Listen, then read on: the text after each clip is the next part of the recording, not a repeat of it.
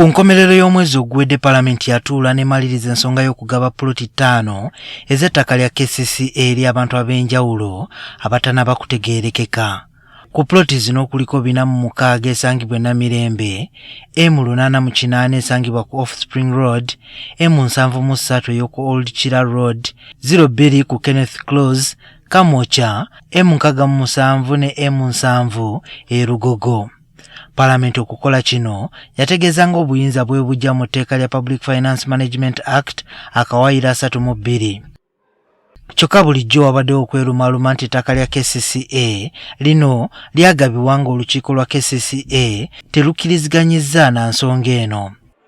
Olwaleero olukiiko olufuzi lubadde n'olutuulo olw'enjawulo okugonjoola ensonga ezeekuusa ku ttaka lino eryogerwako era nga bano basoose kufuna alipoota okuva mu kakiiko ak'oku ntikko mu KCCA ka City Executive Committee.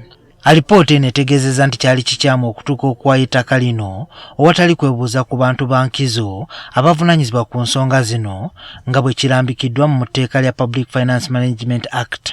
Mu kawaayiro namba 32 mu Public Finance Management Act, Paalamenti eweebwa obuyinza ettaka ery'enkizo KCCA bw'eba eyagala okulitunda oba okuliriizinga okulipangisa, Paalamenti erina kumala kukkiriza, naye decision oba okusalawo okusookera eno wansi. Kati eno wansi tewali kusalawo nti property etundibwe ate eri Paalamenti yetu. Kyokka gye biggweeredde ng'olukiiko lwa KCCA lwagala enteekateeka y'okuwaayo ettaka lya KCCA esooke eyimirizibwe kubanga waliwo ebintu bingi ebitaatuukirizibwa ng'ettaka liweebwayo. Waliwo n'ensonga n'ekyakolebwa kyali kimenya amateeka, so tubisazizzaamu olunaku lwaleero kanso tusazizzaamu buli kimu kyonna ekibadde kikolebwa ku ttaka lya KCCA. Abadde zikoleddwa okuliizinga ettaka oba n'okutunda amataka ga gavumenti ga KCCA bagenda gikomyawo mu kanso in 1 month's time.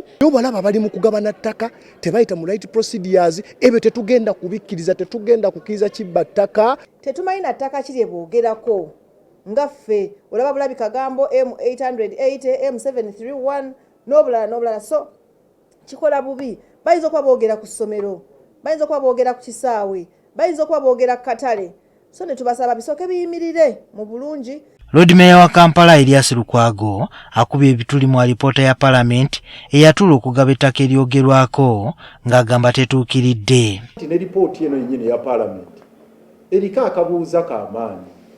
Tulaba nga tetuukiridde mu mateeka. Abagisayininga bali 12 ku bammemba 35 tebaawera na haafu. Kyokka akulira emirimu mu kibuga Kampala, Sharifa Buzeki agamba ebibasabiddwa olukiiko lwa KCCA bagenda kubituukiriza okulaba nga bagoberera emitendera gyonna egyetaagisa mu mateeka. Council esabye details ezikwata ku ttaka lino era negamba nti ebirala byonna bijja kujja nga details ezo zimaze okukola ki okubaweebwa, era ffe ng'ekitongole ekyo kye tulinaako obuzibu kuba council is the body of the authority. Aba KCCA bagamba nti singa basirika Paalamenti neyeediza obuvunaanyizibwa bw'okugaba ettaka lyabwe mu ngeri eno bajja kugufuula muze olw'ekibuga kituuka okuggwaawo mu ngeri etategeerekeka. Juma Kiriya, NTV Akawungeezi.